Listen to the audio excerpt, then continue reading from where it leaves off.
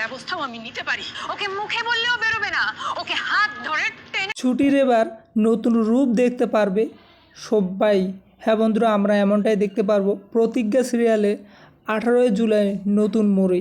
তো বন্ধুরা, গল্পের শুরুতে আমরা এমনটাই দেখতে পারবো যে অভির বাবা, অভির মা মানে শতরূপাকে বলে, শতরূপা ও কী করছে, ওকে আটকাও।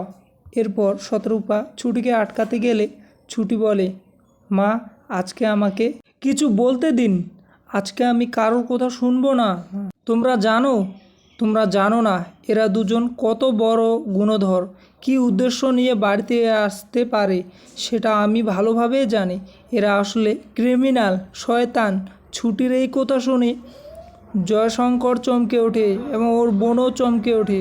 এদিকে বাড়ির সবাই অবাক চোখে তাকিয়ে থাকে আর আজব আজবভাবে ছুটিকে কী জানি বলতে লাগে।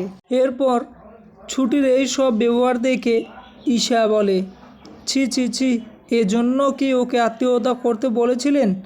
অভির বাবা বলে, এত দূর যে ও যাবে আমি এটা ভাবতেও পারছি না। ছি ছি ছি। শতরূপা ছুটিকে অনেক বোঝানোর চেষ্টা করে, কিন্তু ছুটি তার কথা কারো কথা শুনে না। এবং ছুটি বলে, মা তুমি জানো না এরা কত নিচের মানুষ, কী করতে পারে সেটা তুমি ভাবতেও পারবে না মা। তখন জয়শঙ্করের বোন কিছুটা জানতে পেরে যায় এবং বলে, আপনি কি বলছেন দাদা এরা কি বলতে চাইছে, আমি তো কিছুই বুঝতে পারছি না। ছুটি রেগে গিয়ে বলে, বুঝতে পারছেন না কিচ্ছু বুঝতে পারছেন না, খুনি কোথাকারের। চুপ, আর একটাও বাজে কথা বলবেন না, নইলে আমার থেকে খারাপ কেউ আর হবে না।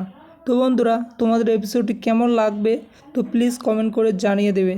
আর নতুন নতুন এপিসোড দেখার জন্য চ্যানেলটি সাবস্ক্রাইব করে পাশে থাকবে। ধন্যবাদ বন্ধুরা। অনেক পরিশ্রম করার পর অনেক দিন পর মানে এপিসোডটা দিতে পারলাম, এটাই আমার কাছে অনেক বড়। আর এতদিন এপিসোড দিতে পারিনি একটা সমস্যার কারণে, মানে আমার নিজের সমস্যার জন্য এতদিন ধরে কোনো এপিসোড দিতে পারিনি। তো ধন্যবাদ, সবাই সুস্থ থাকবেন এবং ভালো থাকবেন। কে কোথা থেকে দেখছেন প্লিজ কমেন্ট করে জানিয়ে দেবেন।